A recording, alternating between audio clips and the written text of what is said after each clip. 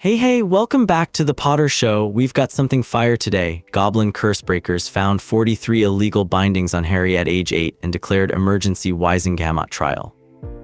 Likes and subs keep us going. Alright, story time. Chapter 1, the Count the Galleon was too heavy for his pocket. Harry had checked 3 times on the bus from Little Winging, pressing his thumb against the worn fabric of his shorts where Vernon had sewn the coin in with a safety pin. Vernon had sewn it himself, which meant it would hold. Vernon did very few things himself, but when he did them, they held. The pin was thick and the thread was double-looped, and there was a note safety pinned beside it in Vernon's blocky handwriting that said, "Change this for pounds at the Goblin Bank and go directly to Flourish and Blots for Dudley's gift, the Dragon Book, ask the clerk. Return by 4. Do not embarrass us." The us was underlined twice. Harry was 8 years old. He had been to London twice before, both times in the back of the car with Dudley sitting on him accidentally on purpose, and once in a dream about a green light that wasn't a dream. He had never been on a bus alone, he had never been to Diagon Alley, he had never carried a galleon. He pressed his thumb against the pocket again, still there. The bus smelled like old upholstery and someone's chips. Harry sat in the second to last row because the last row was where the older kids sat, and the second to last row gave him a view of all the exits, which was a habit he had without knowing it was a habit. He watched London accumulate outside the window, the streets getting narrower, the buildings older, the specific grey of London stone replacing the specific grey of Surrey concrete. He had Vernon's note memorized. He had the route memorized from reading it off the A to Z that Vernon kept in the car's glove box. He was good at memorizing things. It was one of the things he'd learned not to show. The leaky cauldron was between a bookshop and a record shop and was invisible to everyone on the pavement except Harry, who stopped in front of it and stood there for a full 10 seconds, long enough for a woman with a terrier to walk directly through his line of sight without so much as glancing at the door he was looking at. He studied her retreating back, then he looked at the door again, then he pushed it open and went inside. The barman was old and had no hair anywhere on his face, not even eyebrows, which was the kind of specific detail that lodged itself in Harry's memory because it was the kind of detail that could matter later. He pointed at the back wall when Harry asked, and didn't ask any questions, and that was fine. Harry went through the archway that wasn't there until he tapped it in the sequence he'd worked out from the note, which specified brick tapping, which meant Vernon had been here before, or had been told the sequence. And Harry did not think about that too long because it opened onto a cobbled street that was impossible and busy and loud and smelled like something between a herbalist and a bonfire. He looked at his shoes. His shoes had been Dudley's first. The left one had a diagonal split across the toe that gaped when he walked on uneven ground. He walked on uneven cobblestones now and focused on not catching the split on the gaps. He did not look at the shops or the people or the owls or the cauldrons stacked in a tower outside one doorway or the cat that was the wrong color, not an impossible color, but a color that somehow implied more colors than it showed. He looked at his shoes. He followed the direction the barman had pointed. Gringotts was white marble and it was enormous, and the steps were steeper than they looked from the bottom.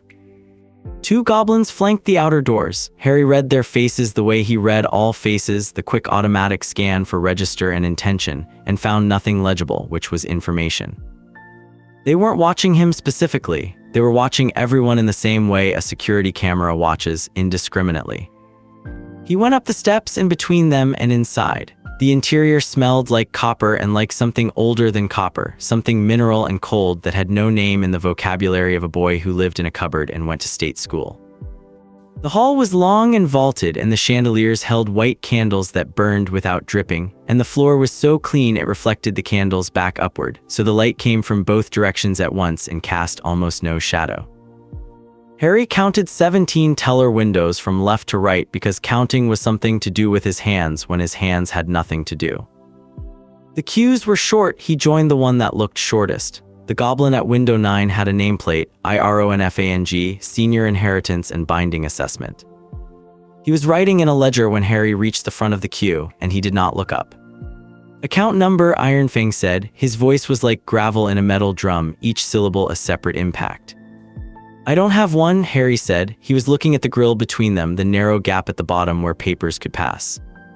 I just need to change a galleon to pounds. My uncle, there's a note. He unfolded Vernon's note and slid it under the grill.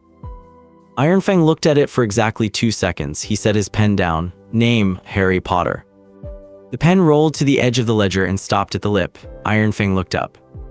His eyes were the color of old amber, and they moved over Harry's face with an efficiency that was not warmth and not hostility, but something more precise than either. The full-body attention of an appraiser who has found an item that does not match its listed description, who is now recalibrating the description rather than the item.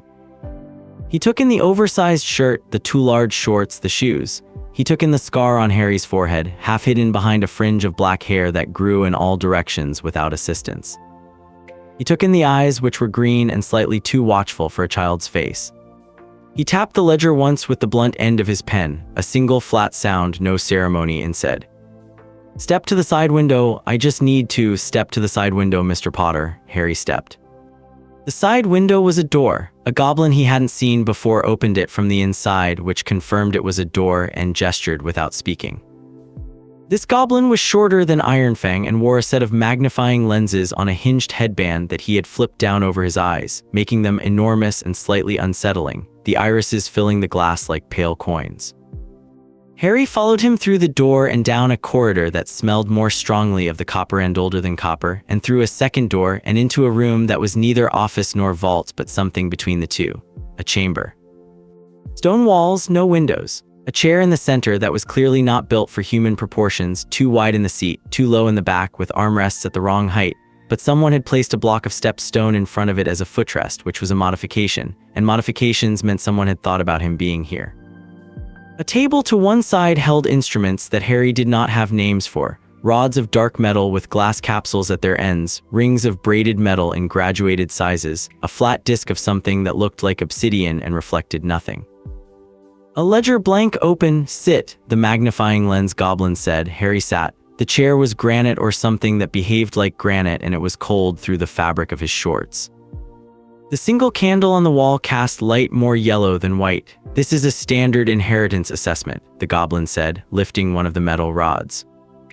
"You will hold still. My uncle just wanted me to change a galleon. You are Harry James Potter, son of James Charles Potter and Lily Juniper Potter née Evans, magical heir of the most ancient and noble house of Potter." The goblin said this in the same tone someone uses to read out a postcode. The standard inheritance assessment is contractually mandatory upon the appearance of a Potter heir at any Gringotts institution. It was last performed on your account in October 1981. He turned the rod in his hands. "You were 15 months old. You will hold still." He extended the rod and held the glass capsule 3 inches from Harry's chest.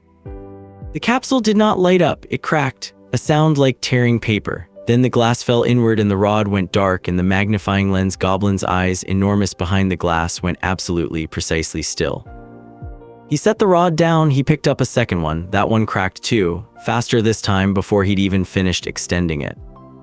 The third rod held barely, the capsule going from clear to black in slow stages, like a bruise forming inside glass, the darkness bleeding outward from the center.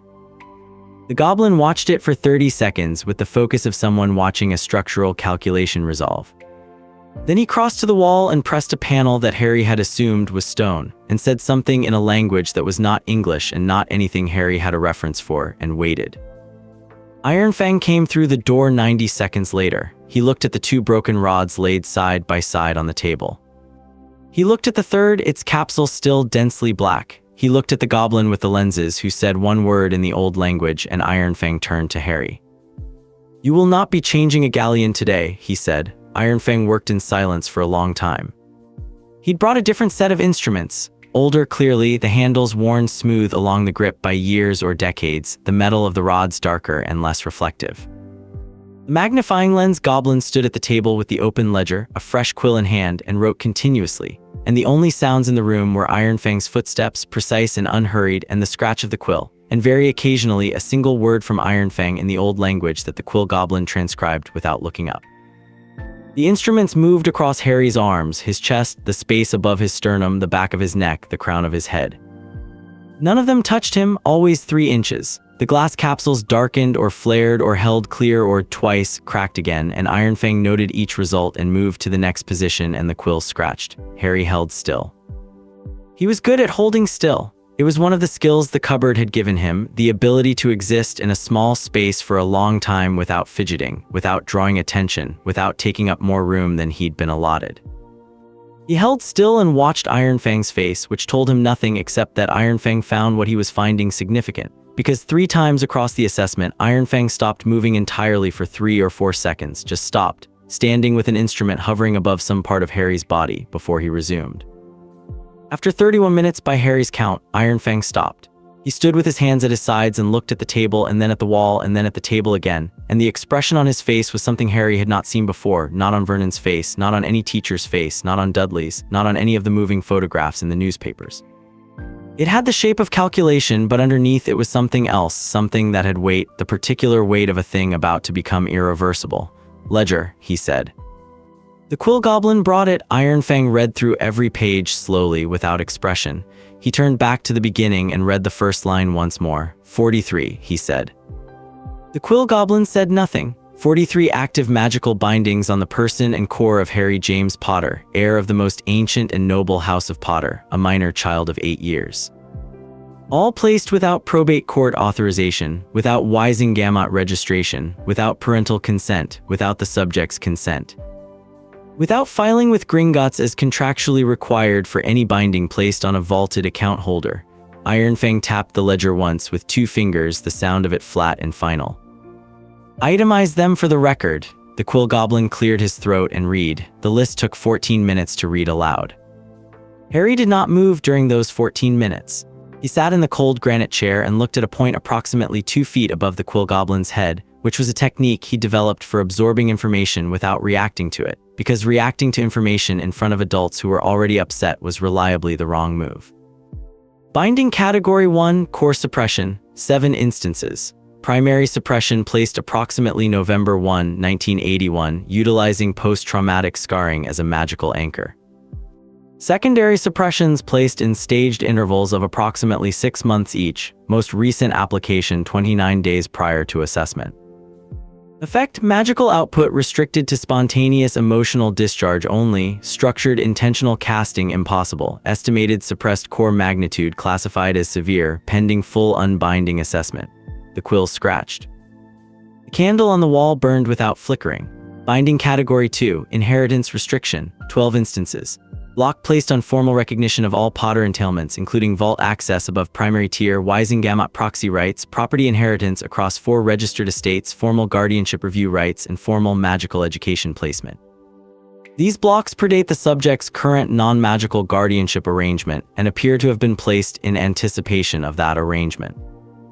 Effect: subject exists in legal limbo as ward of non-magical guardians despite active trust provisions assigning alternative wizarding guardianship. Trust provisions have been in continuous violation for approximately 7 years. Harry pressed his thumb against his pocket. The safety pin was still there, he focused on that. Binding Category 3, Memory Alteration Anchors, 4 instances. Passive constructs designed to suppress coherent recollection of magical events and circumstances predating the subject's 11th year, with reinforcing triggers tied to emotional distress responses. Effect: partial and degrading. Subject exhibits unusual resistance to all 4 anchors. Constructs show signs of ongoing internal dissolution inconsistent with subject's age and current core access. Binding Category 4, Social Suppression, 6 instances. Constructs targeting interpersonal trust formation, social bonding capacity, and self-evaluative frameworks in the developing child's psyche. Non-magical in their mechanism but anchored to the magical core for permanence. Effect: cumulative, full psychological impact requires separate specialist assessment. Quill Goblin turned a page. The quill scratched. Binding Category 5, Notification Suppression, 8 instances. Locks placed on all formal communications directed to the subject from the following institutions: the Ministry of Magic, the Wizengamot, Gringotts Wizarding Bank, Hogwarts School of Witchcraft and Wizardry, the International Confederation of Wizards, the Office of Magical Guardianship, and all magical legal firms of record. Effect: subject has received 0 official correspondence since November 1981, despite multiple triggered notification requirements across 7 years. 0. Harry knew what 0 meant. 0 meant the letters from the bank that never came. 0 meant the birthday owl that never came. 0 meant the school letters for a school he had no reason to know existed. He looked at the point above the Quill Goblin's head and held very still and added 0 to the list of things to think about later, in a different room, when no one was watching.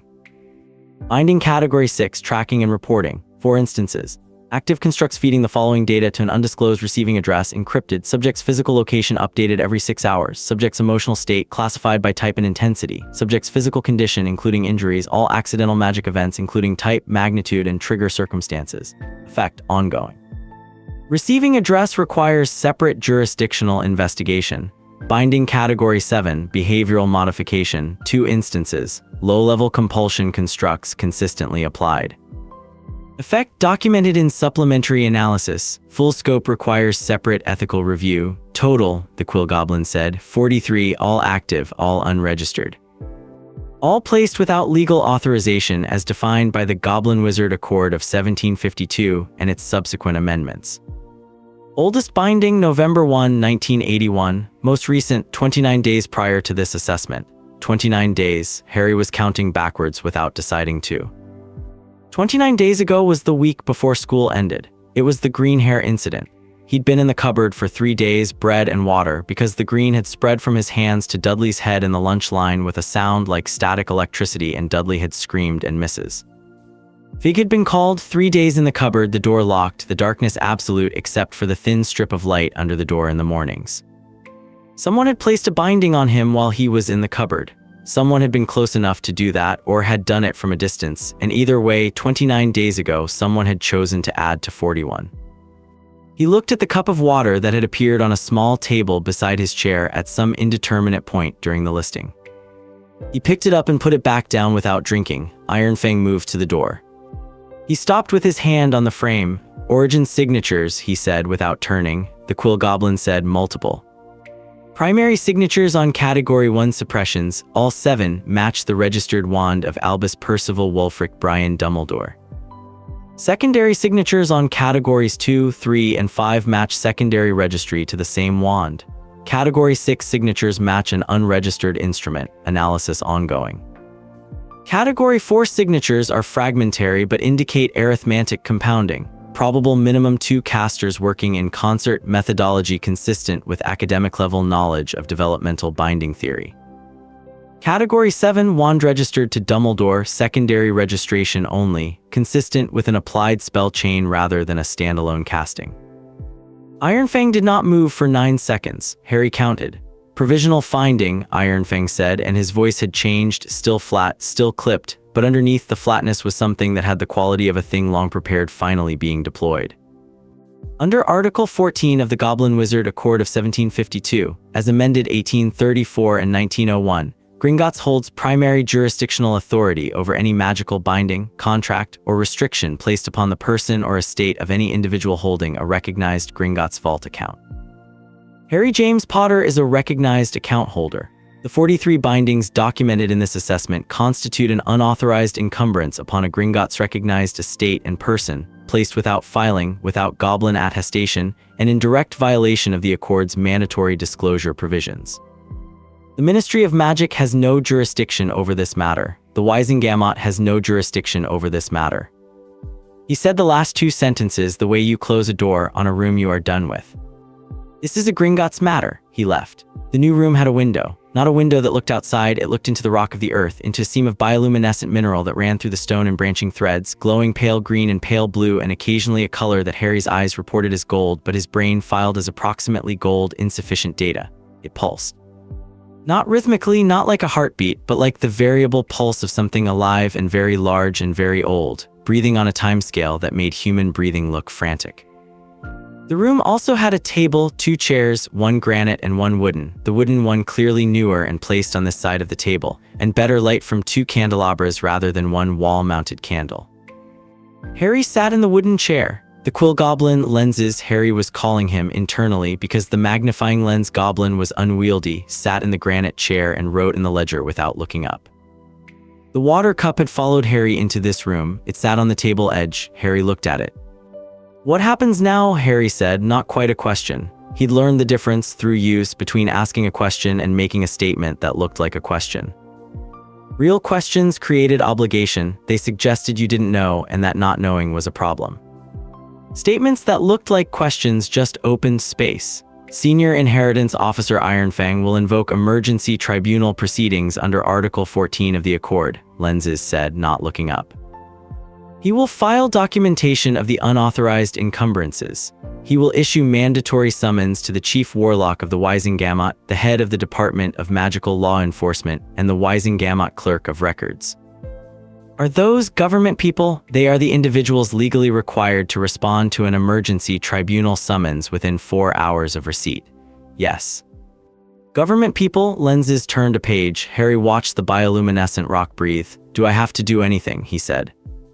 You are evidence, Lenses said. Evidence does not have to do anything. Evidence exists. Harry turned that over. It wasn't kindness. It was the opposite of the sort of thing adults said to him when they wanted something, the you'd better and the don't cause trouble and the be grateful. It was clean and it was exact and it did not have a catch he could see, which did not mean there was no catch, but meant the catch, if it existed, was not in those words. There is a form, Lenses said, and slid a single sheet of parchment across the table. Emergency ward status.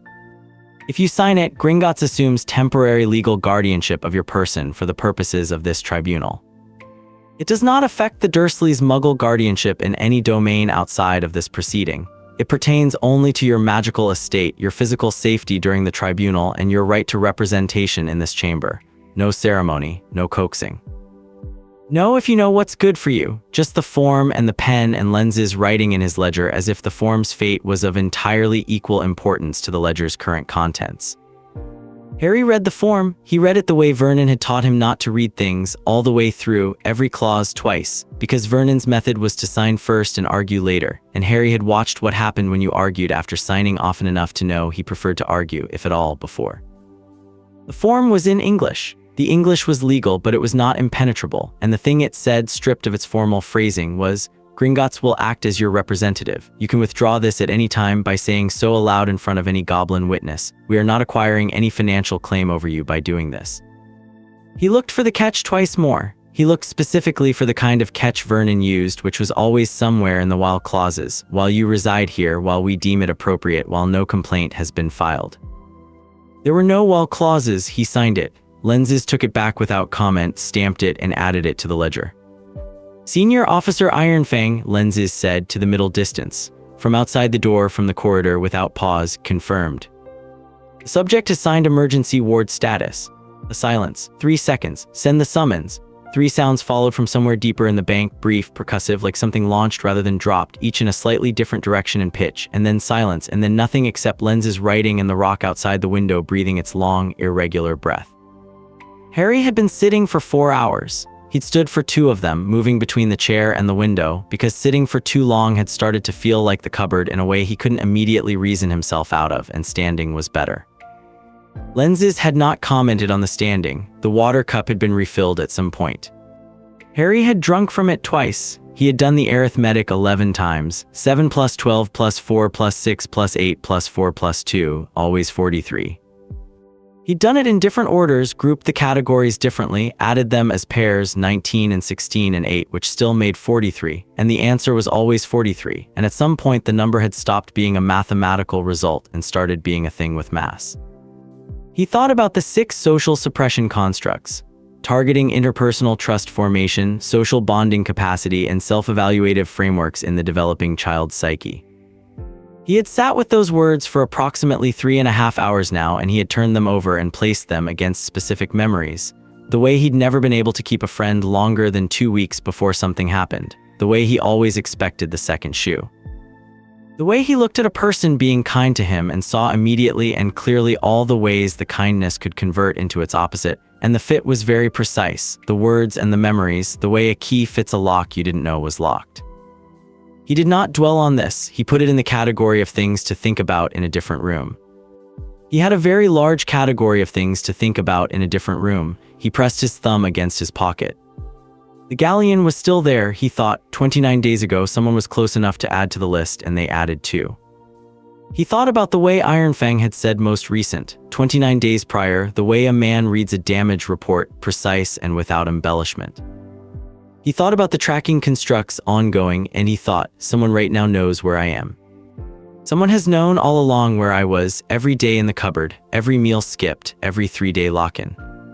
Every accidental magic incident cataloged and transmitted to an undisclosed receiving address. Not unknown, undisclosed, there was a difference. Iron Fang knew the difference too. He'd used the precise word someone knew, someone had always known. That was the thing with the mass, the thing that the number 43 carried when Harry finally let himself feel the mass of it, not that he'd been alone, but that he hadn't been. Someone had been watching, someone had been informed, someone had known about the cupboard and had added 2 more bindings 29 days ago anyway. He picked up the water cup and drank the rest of it. Iron Fang came back 7 minutes before the 4 hours were up. He was carrying the ledger under his arm, bound now with a strip of dark metal clamping the cover shut, secured, official, ready. He set it on the table and looked at Harry standing by the wall. "The tribunal chamber is below this level," he said. "You will walk 2 steps behind me. You will not speak to anyone in the corridor unless I indicate otherwise." "There will be someone in the corridor." "Who?" Harry said. "Someone who wants to explain things to you." Iron Fang picked up the ledger. "Don't let him." Harry looked at him. "All right, the tribunal will include the following parties, this office represented by myself. The Department of Magical Law Enforcement, represented by Director Amelia Bones, who arrived 3 hours and 51 minutes ago and has been in the reading room since. The Wizengamot, represented as yet unconfirmed, the Clerk of Records responded. The Chief Warlock has not responded in writing, but he is in the corridor." A pause. "He arrived 22 minutes after the summons. He did not knock." Harry thought about that. A man who receives a summons and arrives in 22 minutes but does not knock, does not announce himself, just waits in the corridor with his hands behind his back.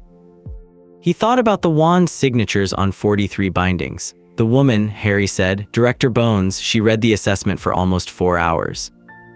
3 hours and 51 minutes, yes. Is that, you said it wasn't normal. A politician reads a document like this and looks for what it costs them. A lawyer reads it and looks for what it can do." Director Bones read it and stopped reading when she had understood it completely. Iron Fang moved toward the door. "She is neither a politician nor a lawyer. She is a problem." He said it with something that was not admiration exactly, but had admiration's basic shape. "For who?" Harry said. "For everyone in that room, including me." Iron Fang opened the door, 2 steps behind. The corridor was stone veined with bioluminescence, lit from inside the walls in pale threads. It was not empty. 30 feet ahead, a man stood with his hands clasped behind his back and his face arranged in an expression of absolute, practiced serenity, the expression of someone who has spent decades performing serenity until the performance became indistinguishable from the original, except in the eyes. His eyes were very blue and very quick, and they moved to Harry the instant Harry stepped into the corridor, with a speed and thoroughness that the face did not match. He was tall and old, with a long silver beard and half-moon spectacles and purple robes that were finer than the fabric they appeared to be, because the fabric moved slightly wrong, as if it were heavier or more layered than it looked. He had, Harry noticed, already opened his mouth. Iron Fang walked past him without slowing, without turning his head, without acknowledging the open mouth or the figure attached to it. Harry walked 2 steps behind Iron Fang. He looked at the corridor wall. He looked at the bioluminescent veins in the stone. He did not look at the man's face, because the man's face was arranged specifically to be looked at, and Harry had learned that things arranged specifically to be looked at were generally trying to do something to you. He was aware in his peripheral vision of the blue eyes tracking him as he passed. "Harry," the man said. His voice was warm and precisely calibrated, and it did things with consonants that made them feel significant. "I wonder if I might." Iron Fang stopped. He stopped and turned and looked at the man in the corridor and said nothing. He just looked. The look had the quality of a statement that has already been filed and is now simply being audited. The man in the corridor closed his mouth. Iron Fang turned and walked. Harry walked 2 steps behind him and listened to the sound of his own footsteps, and behind them, after a pause, the sound of expensive purple robes moving in their particular way, following at a distance. 43, Harry thought. The stairs went down. At the bottom of the stairs was a door, and through the door was a room, and the room was larger than Harry had expected, larger than it should have been, given they were below a bank, below London, below the ground. Long table of dark stone, 6 chairs, candelabras along both walls, and at the far end, standing with her back to the door and her hands in her robe pockets, a broad-shouldered woman with a monocle and iron gray hair cropped close to her head, reading the last page of a document she was clearly already at the end of. She did not turn when they came in. She finished the page. She turned it over to check the back. There was nothing on the back. She turned it face up again and read one line near the bottom once more, and then she set the document on the table and pressed both hands flat on the stone surface and looked at them for a moment, and then she turned around. She looked at Harry. Her face did the thing that faces do when they are making a decision about what expression to display, a fraction of a second where the underlying calculation is visible before the selected expression settles, and what settled was contained, not blank, contained. The difference was significant. Blank was nothing. Contained was something being held. She looked at Ironfang. "Amelia Bones," she said to Ironfang, "we've corresponded." She tapped the document on the table with 2 fingers. "I have questions about the origin signatures. They are accurately reported," Ironfang said. "I don't doubt it," she said. She looked at the door. "Is he coming in?" "He is in the corridor," Ironfang said. "That's not what I asked." "He will come in when the tribunal formally convenes in." Ironfang checked the instruments at the end of the table. 4 minutes. Amelia Bones rubbed her left temple with 2 fingers once and looked at Harry again. She had the look of someone doing a calculation they would rather not be doing, not because the numbers were wrong, but because the numbers were right and the numbers were unacceptable and the arithmetic was, nonetheless, inescapable. "Sit down," she said to Harry, not unkindly, not kindly, directly. Harry sat. The door opened behind him. He heard purple robes and then a chair and then hands clasped on a table surface, a particular sound, controlled and deliberate, and then silence. Ironfang moved to the head of the table. He set the ledger down. He opened the metal clasp. He looked around the table at Amelia Bones with her hands still flat on the stone, at the empty chairs that would fill, at the man in purple robes who was watching Ironfang with the serenity that wasn't quite, and then at Harry. "This tribunal is now in session," Ironfang said, "under Article 14 of the Goblin Wizard Accord of 1752. All proceedings conducted herein are binding upon all parties under Goblin sovereignty law. All documentation generated herein is admissible in any subsequent proceedings in any jurisdiction, magical or otherwise. This is not a ministry proceeding. This is not a Wizengamot proceeding. This is a Gringotts proceeding."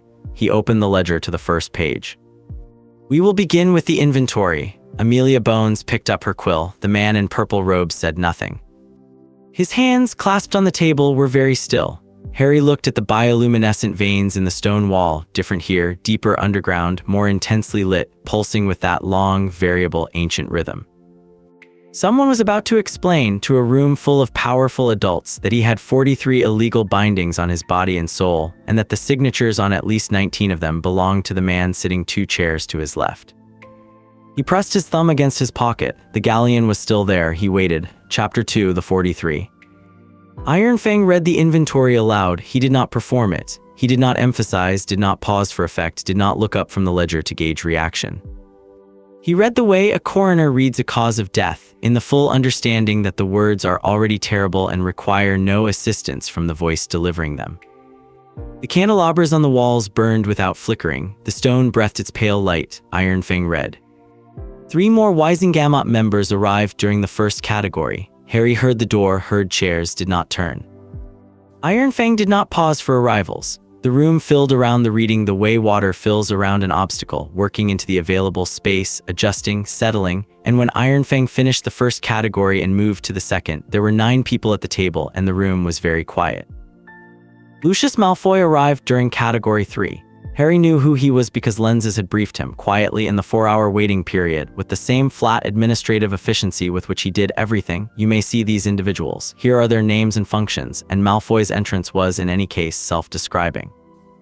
He wore robes of a gray so pale it was nearly silver, and he moved to his chair with the unhurried precision of someone who has never in his life been required to hurry. And he sat, and he folded his hands, and he looked at the ledger in Ironfang's hands with an expression of aristocratic disengagement, so complete it was practically a philosophical position.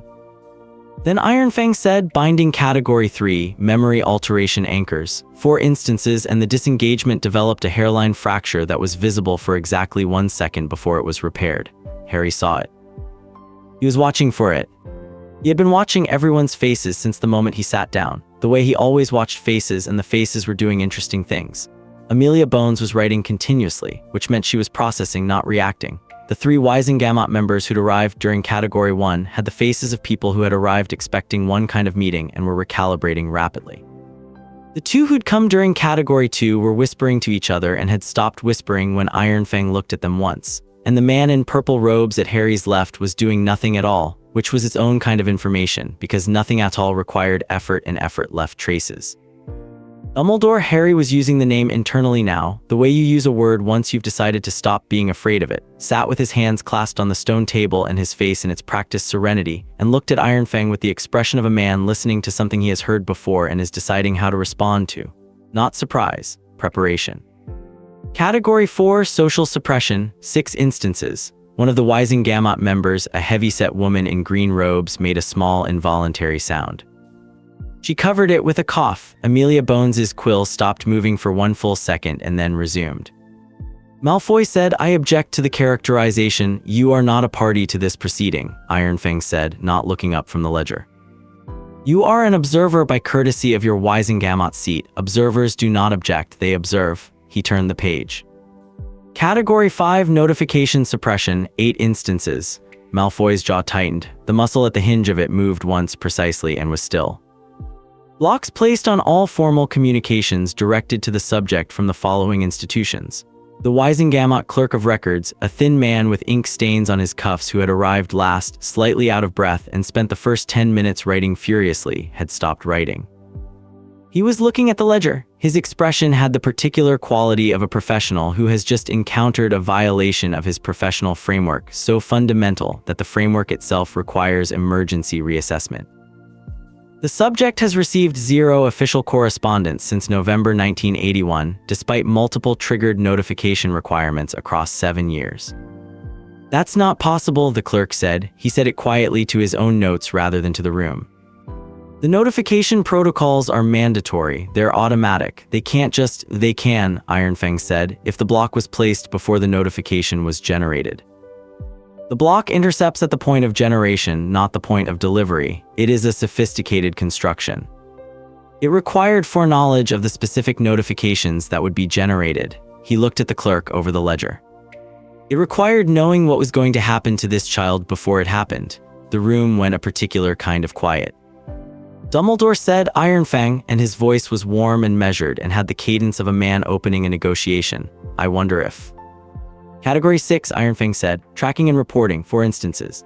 A Category 7, Malfoy had regrouped. He had spent Categories 5 and 6 composing himself. Harry could see the process, the deliberate settling of the shoulders, the smoothing of the expression back into its aristocratic drawl, the calculation behind the pale eyes resolving into something more useful than the hairline fracture of Category 3. When Ironfang finished Category 7 and closed the ledger, Malfoy spoke before anyone else could.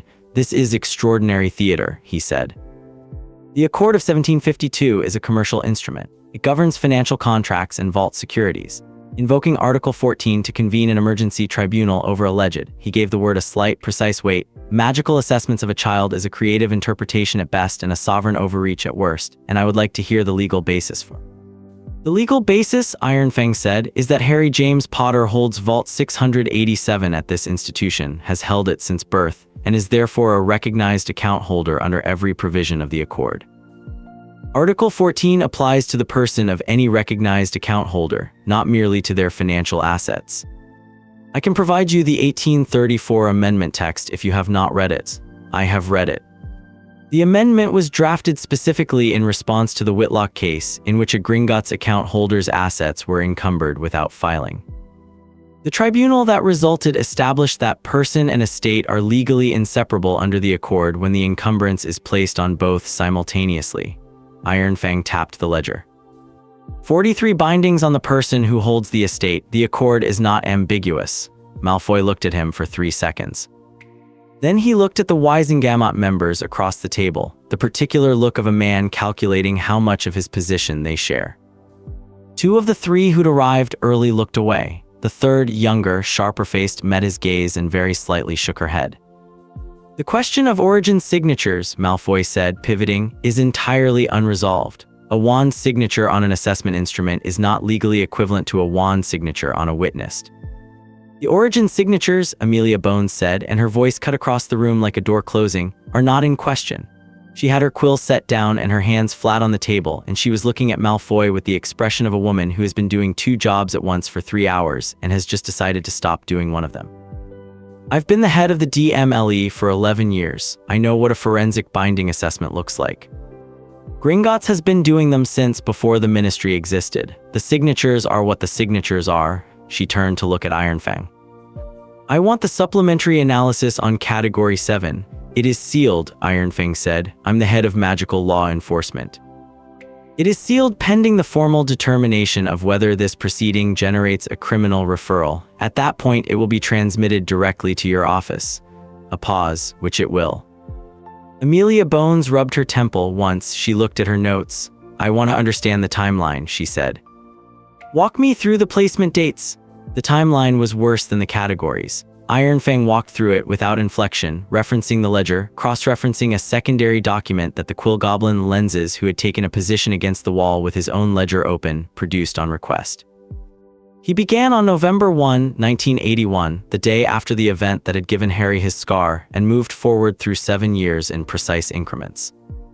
The first binding, primary core suppression, had been placed while Harry was insent. Mungo's under observation for the curse's effects. The second and third early inheritance blocks were placed in the week of his removal to the Dursleys. The 4th through 8th notification suppressions and secondary core suppressions were placed across the following 6 months, approximately one every 3 to 4 weeks, and so on, staged, systematic. Each binding placed only when the previous one had fully integrated and its effect was measurable, not rushed, not reactive, deliberate.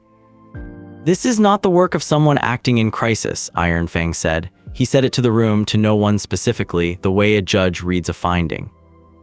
This is a sustained, multi-year campaign of magical suppression and legal obstruction against a minor child. The most recent binding, placed 29 days ago, was placed in full knowledge of every prior binding. It was placed to reinforce the primary suppression, which had been degrading. Degrading, Amelia Bones said. She looked at Harry for the first time since she'd told him to sit down, meaning the bindings are failing. Meaning the subject's core has been working against them continuously for 7 years. Ironfang closed the ledger.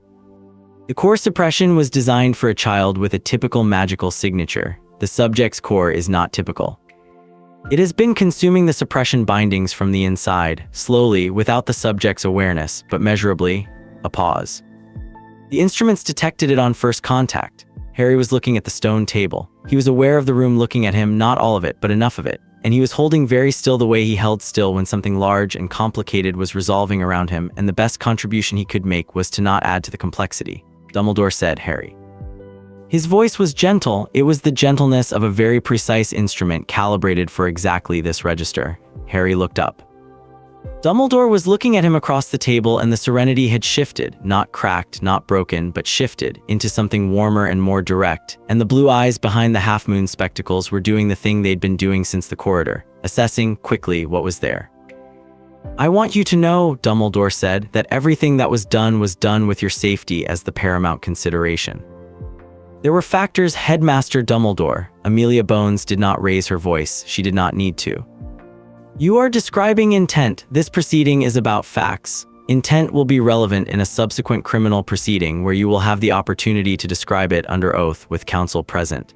She looked at him for one more second. I would strongly recommend you stop talking. Dumbledore looked at her. The warmth recalibrated, not leaving exactly, but drawing back into a more formal arrangement, the way a chess player picks up a piece and sets it back down without moving it. Of course, he said, my apologies. Malfoy said, this is highly irregular, Mr. Malfoy, Bones said without looking at him. You have already been informed that observers observe. I will not say it again. Ironfang moved to the end of the table. There was an instrument there that Harry hadn't registered when he'd first come in, a standing frame of dark metal, roughly the height and width of a doorway, covered in runes that Harry couldn't read, but that gave his eyes the sensation of trying to focus on something moving very fast. Ironfang stood beside it and looked at the room. The next phase of this proceeding, he said, is the partial unbinding. Under Article 14, Gringotts holds the right and the obligation to remove any unauthorized encumbrances from a recognized account holder's person in order to establish the unencumbered baseline for damage assessment. This is not a courtesy, it is a contractual requirement. It will occur in this chamber in the presence of all parties so that the effects are documented in real time. A Wizengamot member Harry hadn't heard speak yet, an older man with a florid face, said, surely this could wait for a more appropriate. It cannot wait, Ironfang said. 3 of the 43 bindings are in active degradation. If they fail without controlled removal, the resulting uncontrolled release could cause structural damage to this chamber, to this building, and to anyone in proximity. We will remove them now, he looked at Harry. You will stand in the frame. Harry stood up. He crossed to the frame and stood in the center of it. It was sized for a human adult, so it was too wide and too tall for him, but Lenses came forward and made 2 adjustments to the base fittings that brought the active field of the runes into alignment with Harry's actual dimensions, and then stepped back. The rune frame was warm. It had the warmth of something that had been running for a long time without rest, a sustained ambient heat, not hot but present. Dumbledore said quietly, I must note for the record that a partial unbinding without medical supervision. A Gringotts Cursebreaker with 40 years of experience constitutes more than adequate supervision under the Accord, Ironfang said. He was at the frame now with the old instruments in his hands, the worn-handled ones from the first assessment.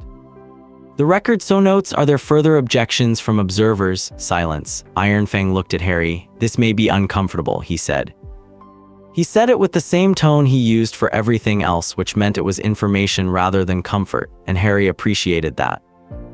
All right, Harry said. Ironfang lifted the first instrument. The first binding to come off was one of the notification suppressions.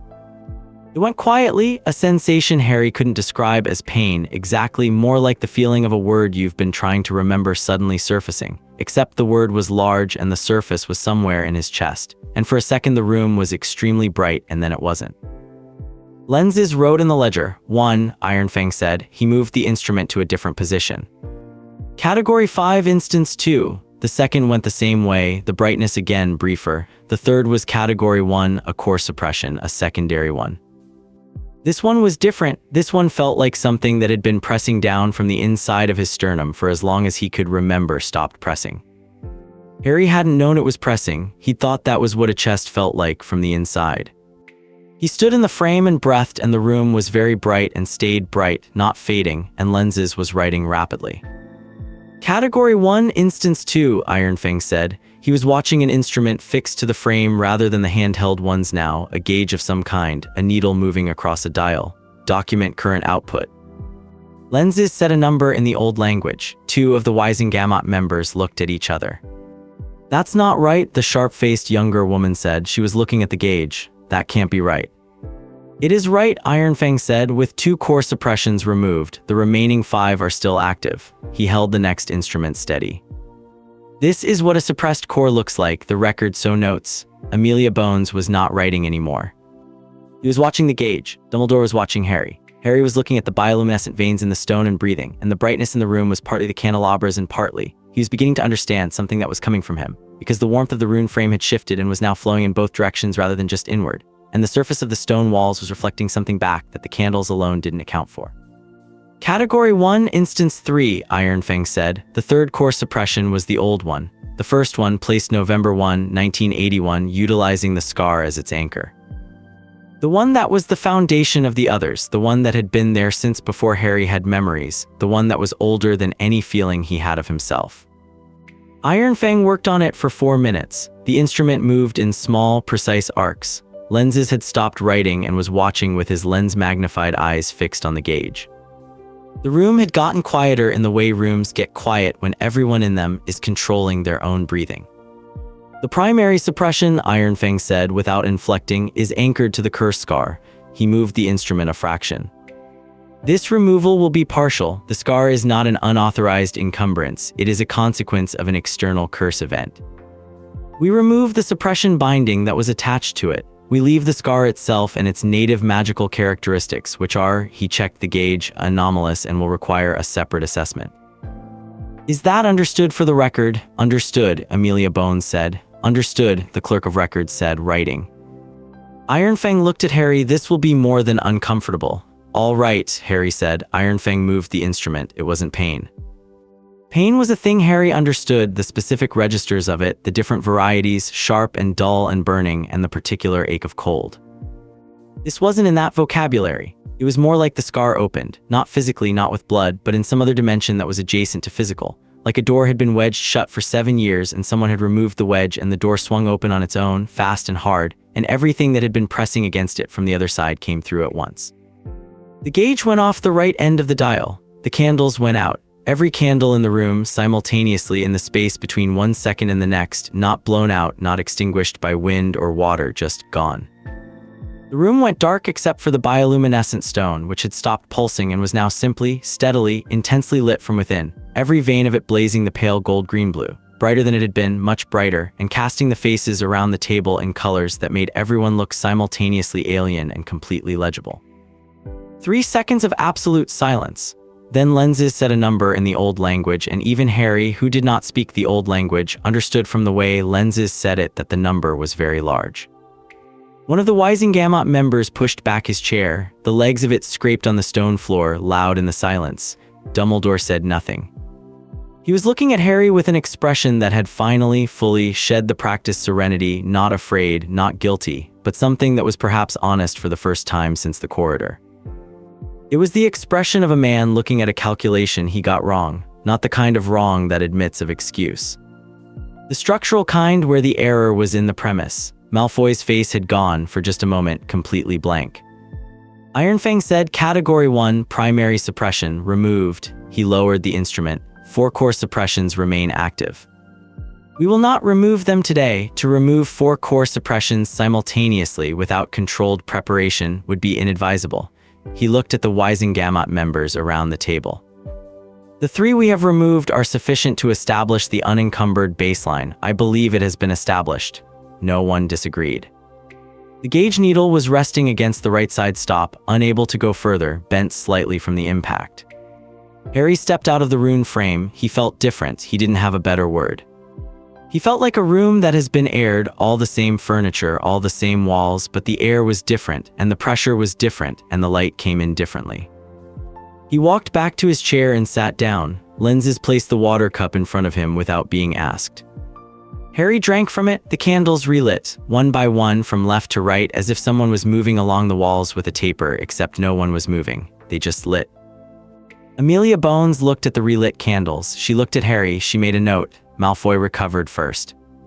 He always would, Harry thought, not from any quality of character but from practice. Malfoy had been in rooms where power shifted before. He knew the footwork. The unbinding demonstrates nothing probative, Malfoy said. His voice was entirely composed, the aristocratic drawl restored, but the under-enunciation was sharper than before, each consonant doing slightly more work than it needed to, which was what happened to his voice, Harry had noticed, when the drawl was being maintained by effort rather than ease. A powerful magical signature in a child does not speak to the legality or illegality of any measures taken to Mr. Malfoy. Ironfang had returned to his chair at the head of the table. He opened the ledger to the last page of the main inventory. 43 unauthorized encumbrances on a Gringotts account holder, documented. That is the legal question before this tribunal.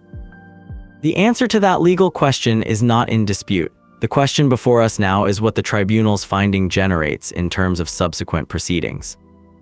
Which is a ministry matter, Malfoy said. The criminal referral will go to Director Bones. Yes, Ironfang looked at Amelia Bones. It already has.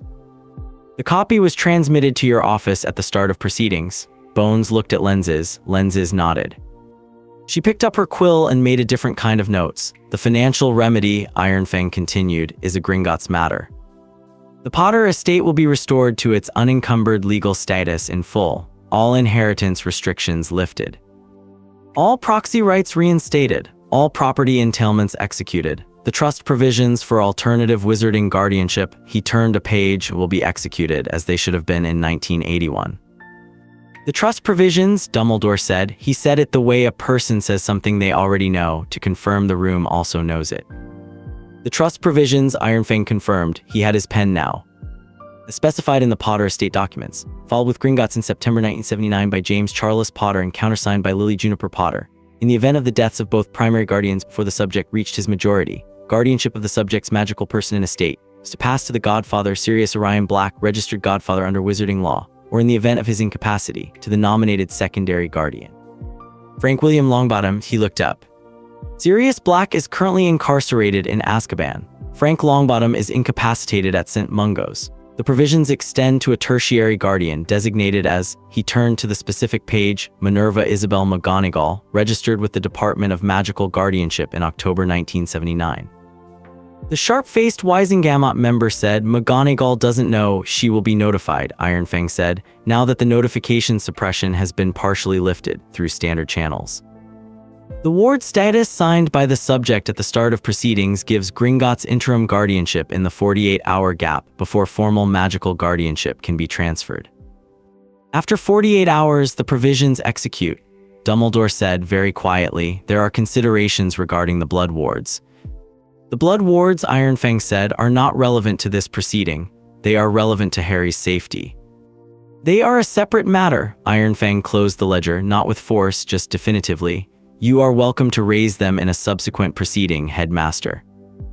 In that proceeding, you will be required to explain, under oath, why a child requiring protection from a dark wizard also required 43 illegal bindings, a 6-year communication blackout, 6 social suppression constructs, and behavioral modification compulsions. I look forward to hearing the argument. Dumbledore was silent. He was looking at the table, at his own hands, and the blue eyes behind the spectacles were doing something that Harry had not expected to see on a face that had been managing its expressions so precisely for the last 3 hours. They were calculating, still always calculating, but the calculation had a new quality, the quality of a man who has run all his lines of play out to their conclusions and found at the end of most of them the same answer. Harry watched him. He pressed his thumb against his pocket. The Galleon was still there. Malfoy made 2 more procedural objections in the next 15 minutes. Ironfang dismissed both with statutory citations that were brief and final, the legal equivalent of a door closing. The second dismissal was delivered while Ironfang was simultaneously signing 3 copies of the tribunal finding, which made the dismissal feel particularly flat. The florid-faced Wizengamot member tried a different approach. The welfare of the child must be paramount here, he said, with the tone of someone who has discovered an argument he believes is above reproach. A hasty change of guardianship, a transfer from the only home the boy has ever known, without proper psychological assessment. The psychological assessment, Amelia Bones said without looking up from her notes, is part of the criminal referral. It will be performed by a specialist independent of the ministry. Its results will be added to the case file. She put her pen down and looked at the florid-faced member directly. Which will be a case file. This proceeding has produced one. As of 20 minutes ago, there are questions under investigation that certain members of this room may wish to consult their legal counsel about before speaking further. The florid-faced member closed his mouth. Malfoy looked at Dumbledore. Dumbledore did not return the look. The sharp-faced younger woman, she had not spoken since the gauge reading, and Harry had been keeping track of her because she was the least legible person at the table, said, "I want to ask the child a question."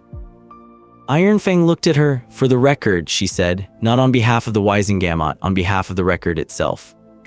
Ironfang said, "State your name for the record." Griselda Marchbanks, former head of the Wizengamot Educational Subcommittee. She looked at Harry. "You've been sitting there for nearly 2 hours. You've heard everything that's been said. You've had 3 bindings removed from your core in a Goblin tribunal chamber." A pause. "How old are you?" Harry looked at her. 8, he said. 8, she said. She said it back to the room rather than to Harry, said it in the tone of someone placing an object on a surface with the intention of leaving it there. Nobody said anything. Griselda Marchbanks looked at Ironfang. "I'll be co-signing the criminal referral," she said. "That's not in your procedure, but I'm doing it anyway." A Wizengamot member's co-signature on a DMLE referral gives it priority classification and bars any internal review committee from sitting on it for 14 days, at which point it must proceed. She picked up her quill. "I know how internal review committees work," Malfoy said. "Griselda, Lucius," she said, "I have been in this building since before your father was born." "Don't." He didn't. Tribunal finding took 40 minutes to finalize. Ironfang read it into the record in full, all 7 pages, all 19 specific legal findings, all 6 consequent actions including the criminal referral, the estate restoration, the notification of guardianship provisions, the mandatory medical assessment, the sealed supplementary Category 7 analysis, and the Gringotts independent investigation into the origin and receiving end of the Category 6 tracking constructs. He read it without inflection. He signed it. Lenses countersigned as witness. The clerk of records countersigned. Amelia Bones countersigned and added her co-referral language, and then Griselda Marchbanks signed beside her with a pen that appeared to have her own seal worked into the nib, because the signature it left was slightly raised and slightly gold. Malfoy did not sign. He had not been asked to sign. His function in this room had been, as stated, to observe. Dumbledore had not been asked to sign either. He sat with his hands on the table and did not speak during the finalization, and when Ironfang declared the tribunal closed and the participants began to move, chairs scraping, robes shifting, the organized departure of people who have things to immediately attend to, Dumbledore stood and turned to Harry. "Harry," he said. Harry was still sitting. Lenses was beside him, packing the ledger. The cup of water was in front of him, mostly empty. "I want you to know," Dumbledore said, and his voice was back in its gentler register, the warmth precise and controlled, "that there is a great deal you don't yet understand about your situation. The decisions that were made, I would have made them again. I want you to hear that from me directly rather than—" Headmaster Ironfang from the end of the table without looking up from his documentation. "The subject is under Gringotts ward status. You are not permitted to speak to him without a Goblin representative present." "You are present," Dumbledore said. "I am not a representative in this context. I am closing proceedings." Ironfang picked up the ledger. "If you wish to communicate with the subject, submit a request to the Gringotts Family Law Office in writing. They will schedule a supervised meeting." A pause. "Expect a 4-week processing time." Dumbledore looked at Ironfang for 3 seconds. The smile, not the serenity, but something that was allied with it, appeared briefly. "Of course," he said. "Thank you, Ironfang." He left. The purple robes moved through the door, unhurried, and the door closed behind them, and the warmth that had been calibrating itself toward Harry for the last 20 minutes went with them. Malfoy left without speaking to anyone. Griselda Marchbanks stopped beside Harry's chair on her way out. She looked at him the way Amelia Bones had looked at him, directly, without the softening that adults usually applied to their expressions when they looked at children, and said, "I knew your grandmother, Augusta, formidable woman." Harry said, "I don't know her." "No," Marchbanks said. She looked briefly at the door through which Dumbledore had left. "You'll be introduced." She walked out. Amelia Bones was the last to leave. She had been gathering her notes for 5 minutes and they were thoroughly gathered, but she was still at the table, and Harry understood after a moment that she was still at the table because she was trying to decide something. She decided. She looked at Harry, not with the contained expression from before. The contained thing had been set down. What was underneath it was not warm exactly, but it was honest. "I need you to understand," she said, "that what happened in this room today started something rather than finished something. The criminal referral is filed, the case will move. But cases," she paused, not for effect but because she was choosing her words the way you choose footholds on uncertain ground, "cases move through systems that have their own interests. The people in this room, the ones who left quickly, they have resources and connections that exist specifically to slow things down." She looked at the door. "I am telling you this because you are evidently not unaware of how rooms work, and I think you deserve accurate information." Harry considered this. "Is it going to stop?" "No," she said. "It isn't. The tribunal finding is Goblin law. It is airtight.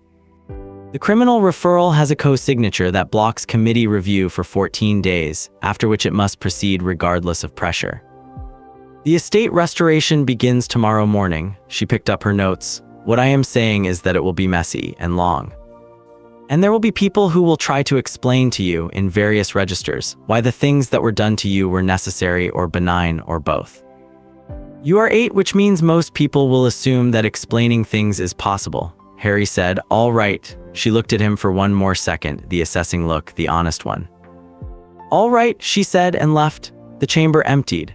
Lenses was at the frame, dismantling the rune fittings, storing each component in a fitted case with the care of someone handling instruments that cost more than most people earned in a year. Ironfang was at the table with the documentation, sorting, sealing, initialing each seal with a mark from a ring on his left hand. Harry sat. The bioluminescent veins in the stone were still burning more brightly than they had been before the unbinding. Harry looked at them. They had the same quality the candles had when they'd relit, not altered, just more themselves. He wondered if that was something about the stone or something about the room. He pressed his thumb against his pocket. He pulled out the safety pin, carefully worked it through the fabric, and held the galleon up.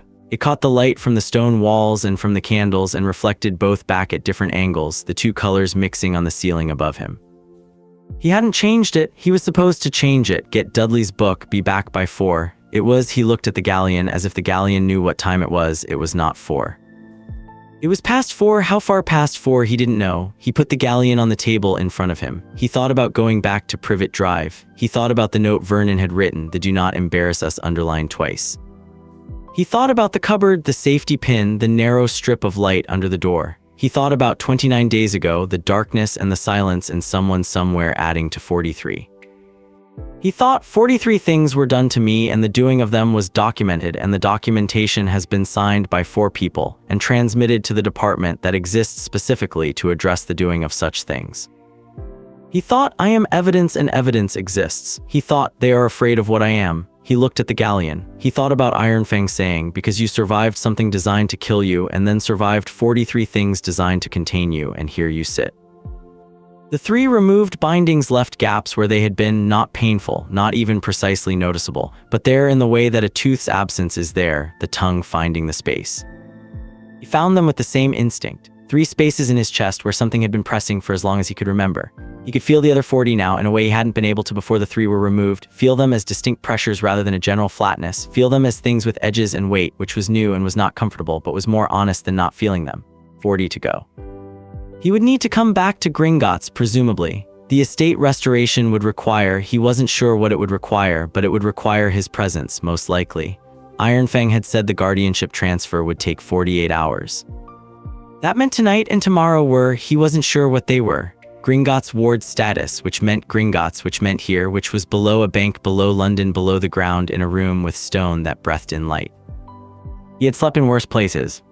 He had slept in the worst place available to him on Privet Drive for 7 years, and no one had told him it was the worst place. And the reason no one had told him was 8 of the 43, specifically Category 5. And the reason for those 8 was a man in purple robes whose wand signature was on at least 19 of the total. And the reason for the purple-robed man's choices was something Amelia Bones had said would be addressed by a process that would be messy and long. Messy and long. Harry put the Galleon back in his pocket. He redid the safety pin. The habit of it was so complete that his hands did it without his watching them. The thread looped twice, the pin closed, the pocket smooth. You will sleep in the ward rooms tonight, Ironfang said from the end of the table. He hadn't looked up. Second level below this, there is a human-appropriate bed. Meals will be sent. Thank you, Harry said. Ironfang signed another seal with the ring. The estate restoration begins at 7 tomorrow morning. Your presence is required. We will need 4 hours. All right. After the restoration, the guardianship notification will have been received. McGonagall has been informed. There will likely be contact tomorrow afternoon. Harry thought about the name. Minerva Isabel McGonagall. He had no picture of her. He had no information about her at all, except that she had been designated as a guardian when he was -2 years old, which meant she was someone his parents had trusted before he existed.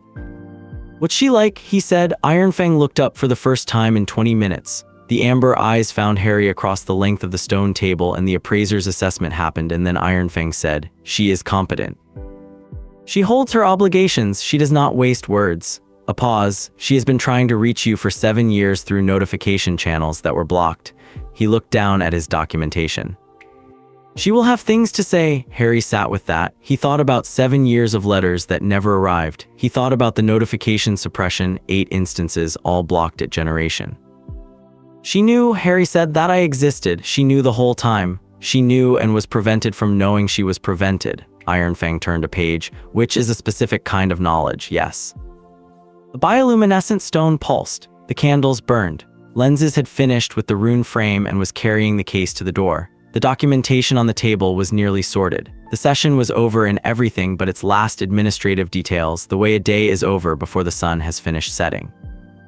Harry looked at the empty chairs. He looked at where Dumbledore had sat, the chair pushed back to its correct distance, hands clasped on table, hours of controlled performance, the wand signatures on 19 of 43, the specific knowledge of what was being done and the decision made continuously to keep doing it. He looked at where Malfoy had sat, the hairline fracture at Category 3, the escalating under-enunciation, the look at Dumbledore in the moment of choosing where to look. He looked at where Amelia Bones had sat, the 3 hours and 51 minutes of uninterrupted reading, the hands flat on the stone, the decision to be honest. He thought, a room full of the most powerful adults in a world that exists without my knowing it, and in that room, the question of what happens to me was fought over on procedural grounds by people whose interest in me was, what? What was he to any of them? Evidence, an inheritance, a symbol of something, a problem, a variable in calculations he didn't yet know the shape of. He thought, I am all of those things right now except one. He thought, I know which one. The bioluminescent stone pulsed and the candles held, and somewhere above him, London went on being London in the particular oblivious way of a city that doesn't know what's beneath it. And Harry sat at the long stone table with the Galleon in his pocket and the 3 gaps in his chest where the bindings had been, and he looked at the Goblin Bank's ancient light in the walls, and he did not have a word for what he was feeling, and that was fine. He didn't need a word, he needed 40 more sessions in that frame. He needed a bed and a meal and 7 tomorrow morning. He picked up the water cup and drank the last of it. Ironfang sealed the final document. Done, he said to the ledger, to the room, to the long accumulation of authorized and unauthorized things that the day had produced. And the word settled in the stone chamber the way all final things settle, which is to say, it did not echo, it did not resound, it simply was and then was past, and the work of tomorrow was already beginning.